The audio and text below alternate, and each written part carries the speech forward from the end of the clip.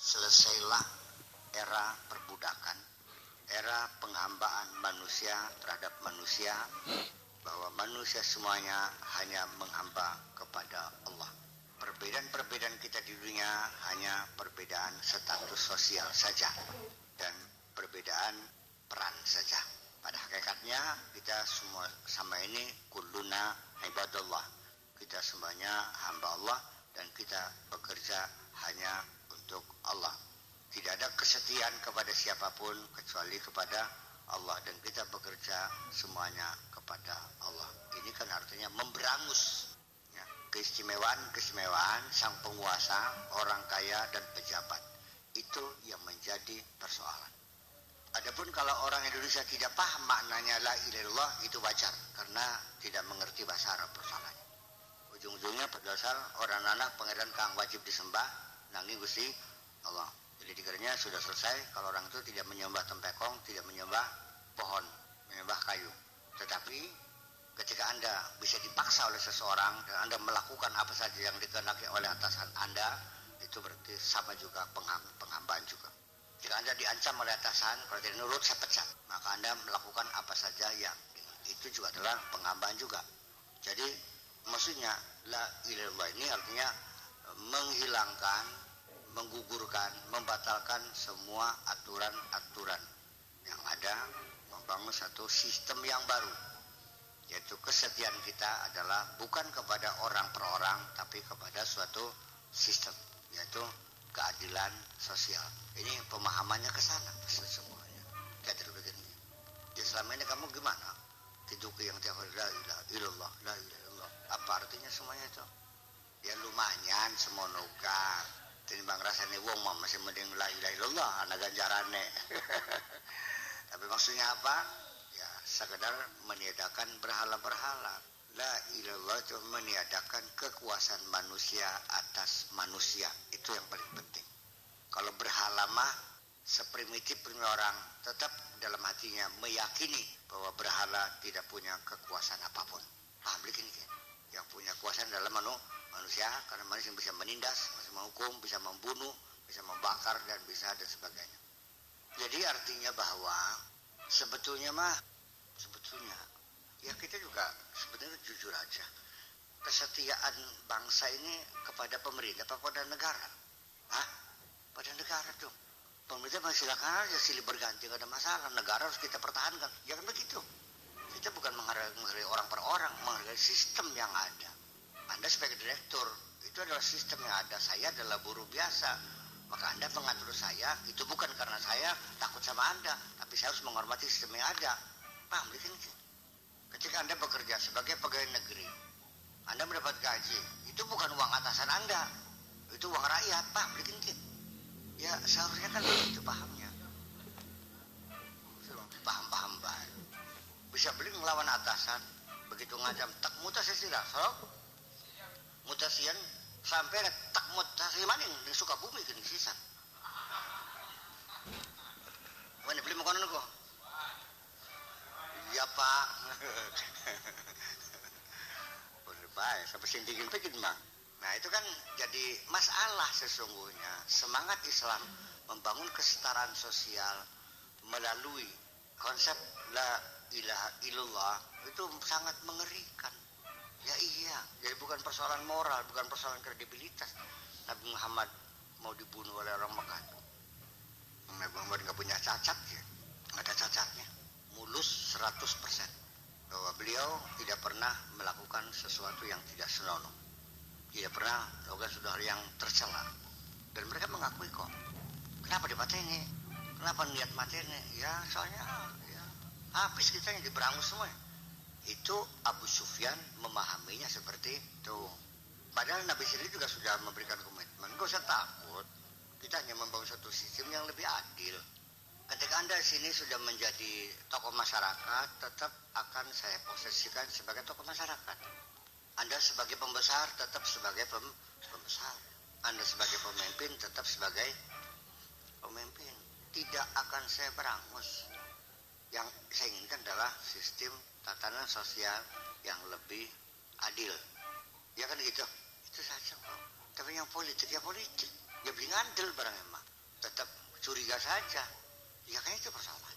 Tetapi setelah ketika Abu Sufyan itu dinyatakan rumahnya tempat yang aman untuk orang bersembunyi dan tidak akan disakiti, ya pertama kan Masjidil Haram, yang kedua rumah Abu Sufyan, siapapun yang bersembunyi di situ orang Mekah dijamin tidak akan diganggu, tidak akan disakiti. Artinya apa? Sok terjemahkan apa artinya? Artinya Kanjeng Nabi tetap menghormati ketokohan Abu Sufyan. Baru dia paham. Loh iya, berarti saya tuh ketakutan sendiri ini nih. Ternyata enggak kok, saya masih orang besar. Wah ya bener begini mah. Ini sih majelis Islam baik. Ya was guru juga bikin barangnya. Sudah. Iya. Jadi kita sendiri ini kisah ini bersambung ya. Kita sendiri kenapa ketika kita sudah mapan di daerah ini, sudah jadi kiai, sudah punya madrasah, punya pesantren, kenapa kita kebakaran jenggot ketika ada anak muda datang sebagai tokoh baru? Kenapa kebakaran jenggot?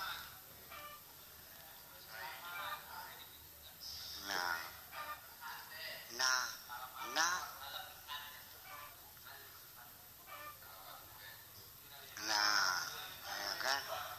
Lah ya kenapa? Tetap persoalan semacam itu.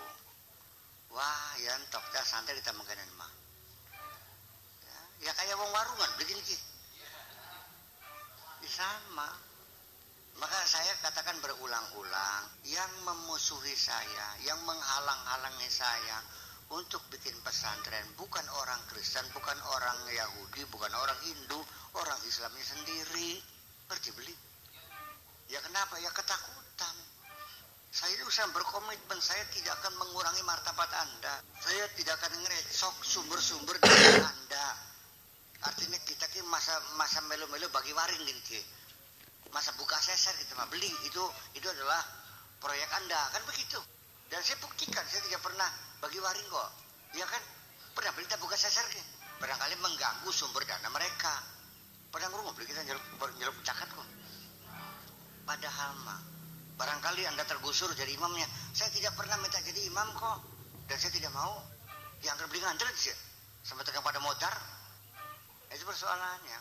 Nah ini artinya bahwa kecemburuan kita, kecemburuan sosial, ketakutan kita itu adalah terjadi sampai kita sendiri kadang-kadang tidak mau mengakui kelebihan orang lain.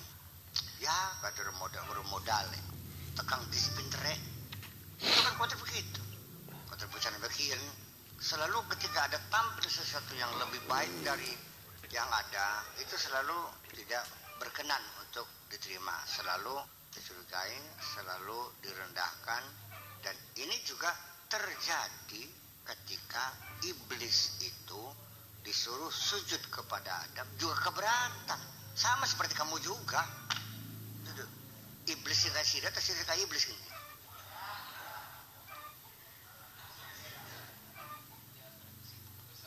Ya itu kan sama, qala ana khairum minhu khalaqtani min narin wa khalaqtahu min tin. Kita juga sama ketika ada anak muda tampil yang lebih hebat. Kita juga ya kadar modal ke pirang tahun sih masih lawas ke kita. Ya sama persoalannya. Itu peristiwa terjadi berulang-ulang. Nah selama ini Anda memahami dialog antara Adam, iblis, malaikat dan Tuhan itu apa tidak terjadi pada dirimu juga? Saya tadi Adam tadi iblis gini benar enggak? Dalam tonil ini, dalam sandiwara ini. Nah, peran Anda sebagai apa? Sebagai malaikat apa sebagai iblis? Iblis kan apa di barangnya mau sudah. Tidak mau mengakui kelebihan orang lain kan?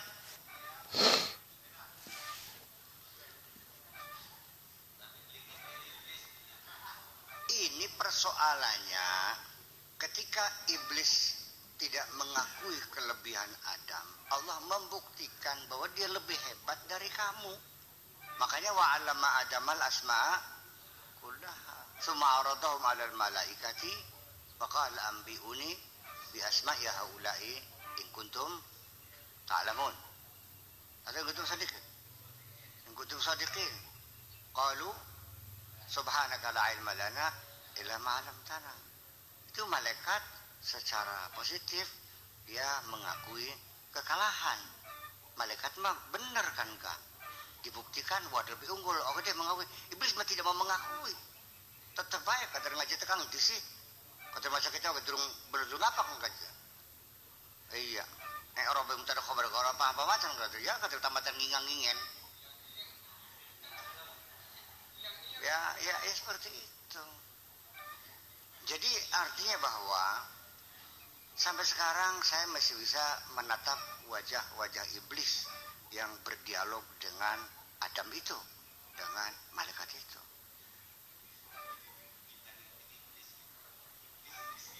Ya bulannya sirah sing kayak iblis apa iblis kayak sirah gitu.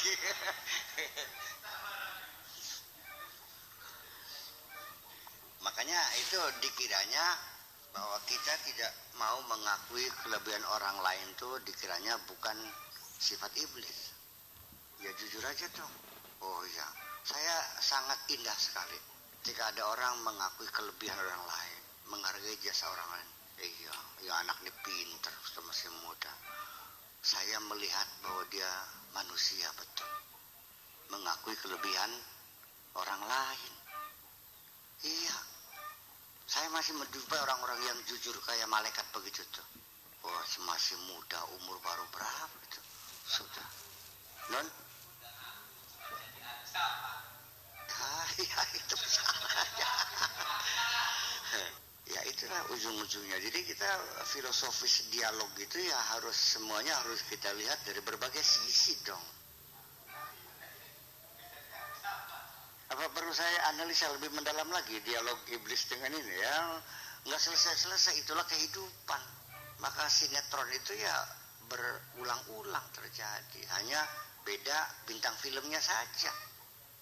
Iya, ya nikah-nikah. Supaya nanti Adam, nanti iblis, nanti malaikat ini barangnya mas. Itu makanya. Nah ini perlu ada jaminan. Karena kalau tidak terjadi penindasan. Iya. Jadi setiap ada tunas baru muncul tuh dipungkas, dipapan gitu. Jangan biarkan ada 2 matahari di negeri ini. Waduh, bukan main. Jadi aneh kudu sih tapi sih ngurup gitu. Kayak oman. Ya, orang emang. Nah, makanya kesombongan itu selalu muncul dalam diri kita. Iya, jadi kedurhakaan iblis itu ya berulang-ulang kita lakukan juga. Iya, malah kan? Oh ya mending iblis mandlok-doknya ning Adam dan Gusti Allah beli. Bakasir mandlok-doknya ning Gusti Allah kini. Kalau iblis itu anak khairu minhu. Saya lebih hebat dari Adam. Bahkan manusia mah anak khairu minka. Aku lebih hebat dari kamu. Ya Allah gitu ngomongnya. Mau saya buktikan. Ya ketika dia nyumbang 500 juta untuk masjid sampai terjadi bangun. Lalu diangkat jadi ketua DKM karena jasanya kan. Tiba-tiba dipecat. Kayak apa nyewot itu? Jadi saya dipecat. Ya, karena tidak transparansi asalnya. Wah, ngamuk ke sampai takang ngucapakan lamun langkar yang masa dadi masih ngerti beli koplok tuh kok. Ayo, siapa sih yang nyumbang? 500 juta kita nyumbangin itu. Ya kan begitu. Iya, lamun langkah kita masa dadi yang masih dur beli saya kok. Kata gue sejak itu medit kabeh, oh kita sih nombok kabeh duit. Saya itu kan persoalannya. Lalu ketika kita katakan bahwa Allah ada, ya biar ada juga nggak ada urusan. Kalau saya emang nggak ada, tetap nggak bakal jadi. Apa boleh nih Gusti Allah muntapekin ke? Jadi jahat ini tidak korek iblis. Iblis mah sobude terhadap Adam kepada Allah tetap mengakui, masih berdoa. Rabbi anzirni. Masih mengakui dia sebagai Tuhan. Hanya persoalannya tidak mau mengakui Adam. Maka manusia tidak mengakui Tuhan kok. yang gak usah diucapin. Perilaku itu membuktikan bahwa dia menganggapnya lebih dari Allah, kan gitu. Ya sekarang bagaimana orang mengatakan seorang pimpinan kepada bawahannya bahwa masa depanmu ada di tanganku. Apa itu bukan Tuhan juga? Ya, pikir-pikir mah. Nah ini persoalannya adalah ya maka jihad yang ketiga itu adalah jihad dalam artian membangun suatu sistem. Kita menghormati sistem, setia kepada sistem. Jangan ada perbudakan manusia dengan manusia yang lain. Falaisa hunaka fardun wala tabaqah. Tidak ada individu atau juga kelas masyarakat atau partai atau golongan atau penguasa walau ummah atau juga bangsa manapun tusyri'ul ahkam yang membuat undang-undang linnas untuk manusia. Yang membuat undang-undang adalah Allah, bukan manusia. Pragat lagi nih. Wa tastazilluhum an tariqit tasyri', dan akan memperbudak mereka, akan menghisap mereka dengan cara perundang-undangan. Tertindas dibuat undang-undang yang tidak berpihak kepada rakyat, tapi undang-undang yang menguntungkan sang penguasa. Itu sudah diperingatkan sejak awal. Kita sendiri punya kecerdasan dan rakyat sudah cerdas. Undang-undang itu begitu diumumkan, dibuatkan, sudah bisa merasakan undang-undang ini sama sekali tidak berpihak kepada rakyat. Undang-undang ini adalah sentuhan tangan-tangan halus untuk kepentingan golongan tertentu. Ini ungkapan yang sudah berulang-ulang di koran, di media. Ya begitu tuh soalnya. Ya sekarang saya mohon maaf bahwa saya mendengar dan saya menjadi pendengar yang setia dialog-dialog di warung-warung kopi, di kendaraan,